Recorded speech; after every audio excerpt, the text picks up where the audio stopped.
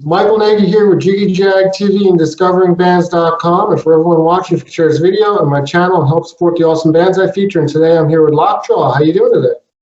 Hey, I'm doing great. Thanks for having me. I really appreciate it. It's great to have you. Yeah. I want to start off by saying it's really impressive how you have 14 albums. And did you ever expect to reach this level when you started off in the late 90s?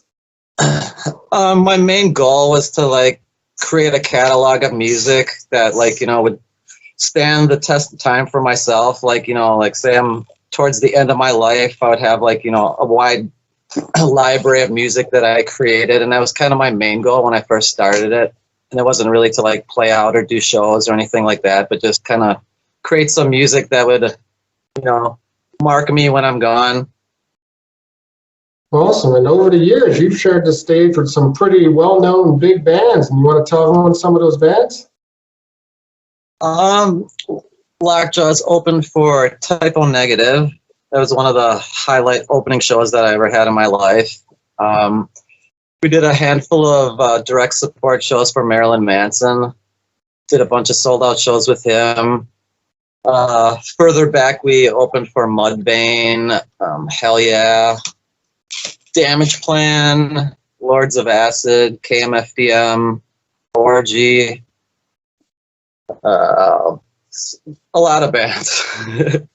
Yeah, I've been playing live since 2002, so there's been hundreds of shows in there, but I think I remembered most of the bigger good ones. Awesome. And you have a new album coming out July 15th, Somewhere in a Dream. You want to tell us a little about that? Yeah, the new album and a new video is coming out July 15th. I just released the album back in May. It's called Reverent. And when I recorded that album, I had 10 songs. And the mastering process was a little bit pricey, so I decided to go with half of them and kind of split it into 2 EPs and spend a little bit more time on the second half, which is Somewhere in a Dream. And dynamically, it goes all over the place, a little bit more than any of my past albums. Older stuff of mine has been more in the realm of industrial metal or industrial rock. And the dynamics of this album coming out is just goes from kind of a gothy type songs to really acoustic guitar laden type songs, just all over the place. And it's only 6 songs, but each song is definitely different than the next. But also very excited about the video coming out for the single from that album called Down the Hall. And yeah, it's going to be an epic video. We got some really great footage, and I'm very excited about that. And when do you plan on releasing that single and video? The video and the album will both come out July 15th. Yeah, could you go into some of the themes of the album? Basically goes through the themes of past lives, the future, the present, kind of all converging, dreams, deja vu, kind of more on a spiritual realm that I've been kind of following lately. Not necessarily religious or anything, but more just on a, I don't know, a bit of a deeper level, I guess. Whereas past albums would be more about what was going on, in the moment, reflections of my surroundings and stuff. Whereas this is one, I tried to take it a little bit further. Awesome. How long were you working on this album for? Well, like I said, it was a 2-part album that was originally going to be one, and I started that in December of last year.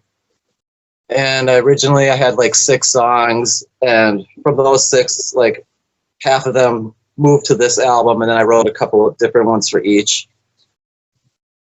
Do you have any plans of getting back out live?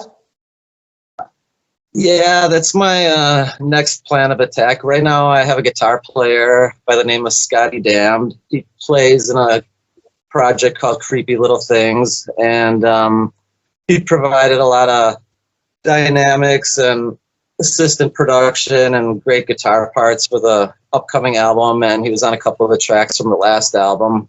But my goal is to find a decent drummer and a bass player. I've gone through tons of members over the years and kind of want to find ones that'll like stick this time. But I'm mainly just looking to do bigger shows or maybe small tours, because I did the bar scene and all that on and off for years and years and kind of got burnt out on that type of vibe. So I want to put the band together, but hoping to like take it to the next level. Awesome. Tell us how the industrial scene is where you're at. Lockjaw. So not much. Yeah. Back like 10 years ago, there was my band, and I have another project called Murder Love God, and that was pretty industrial electronic. And there was, say, a group of like 5 bands that we would play with a lot here and in Rockford, Illinois, Madison, Wisconsin, and Minneapolis. And we'd kind of do little tours like on and off all the time. But a lot of those bands fell to the wayside, and yeah, there just ain't a lot of industrial or electronic type stuff going on in the scene here, other than the guitar player that's playing with me, his project Creepy Little Things, and my friend's band Insect. But it's kind of pretty dead, and the COVID thing didn't like help matters at all. But now a lot of bands are starting to do shows every weekend around here, and maybe things will pick up and we'll see more productive and cool bands. Yeah, sometimes over the years it changes in different areas, it seems. So. Yeah, I mean, Milwaukee's never been like huge on like the industrial thing, but there's definitely a small niche for it where like the diehard people come out and it's pretty cool. But a lot of times we'd go to Chicago and it's like a little bit stronger in Chicago due to the history of like Wax Tracks and a lot of the clubs down there, and more people seem a little bit supportive towards that type of stuff in Chicago. So I tend to try to like do stuff here and do stuff there and kind of network between. Awesome. And do you have some bands you'd like to share the stage with that you never have so far? I'd love to be an opening band for Nine Inch Nails. I'd love to open for Ogre or Skinny Puppy. Those groups have been the ones that I've been wanting to for like years and years. And other than them, I mean, there's certain bands outside of my genre I'd love to play with, like Cage the Elephant or Queens of the Stone Age. So many different bands I'm into and really love, and I'm trying to kind of break the stereotype of like what industrial music is and what it should be. Like I want it to be, what I'm doing anyways, to be more expansive and not just be like labeled under the statement of industrial, you know.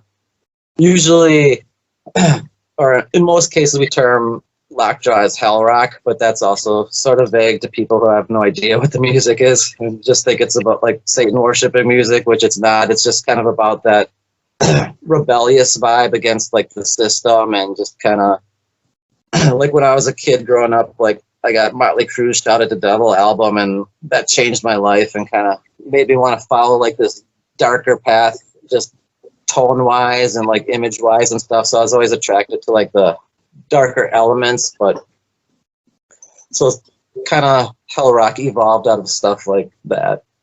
Yeah, it's interesting what people think about the scene who aren't really part of it. You know what I mean? It's interesting. Right. Yeah. A lot of people just think it's like fishnet shirts, big boots, and eyeliner, and a drum machine. Most of the people in this style of music and scene are some of the nicest people I've met and talked with. Oh yeah? How's the industrial scene by you? Oh, it's really good because I live here in the Northeast, and I got New York City, Philadelphia, some of the best clubs and events in the United States, and then North Jersey. So there's multiple events every week.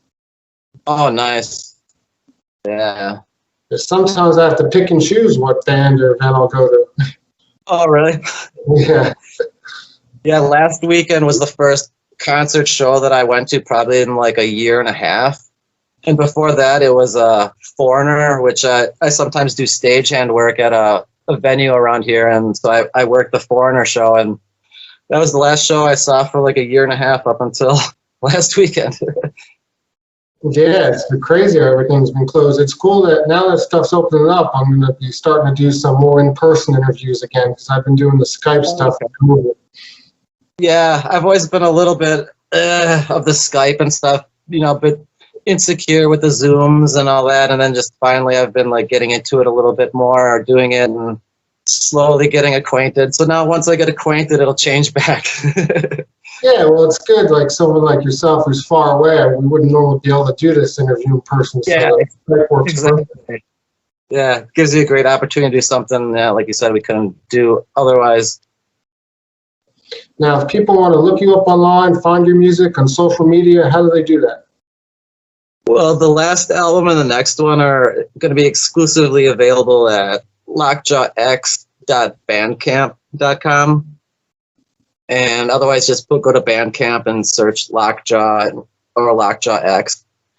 And the last album and all my previous albums you can find on Apple iTunes, Spotify, Pandora.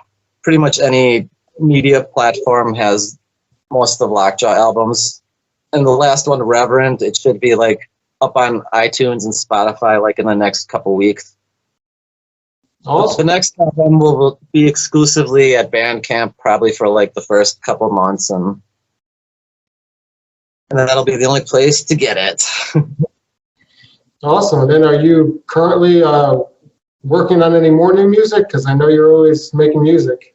Yeah, I wanted to take a break and just kind of work on getting all my songs ready to like start in a live band atmosphere. But I did recently start working on another cover song, but I'll keep that a secret for now. But yeah, it's hard to stop working on music because, you know, there's not a lot of other great things to do. I do a lot of music and I go fishing a lot and I hang with my girlfriend a lot and walk my dogs, and it's perfect. Awesome. Yeah. Well, I look forward to what you have coming up in the future, and it was good talking with you, and everybody look him up. Yeah, totally appreciate you having me. It means a lot. Hopefully we can talk in person someday. Yeah, definitely. Hopefully you'll come out to the East Coast here.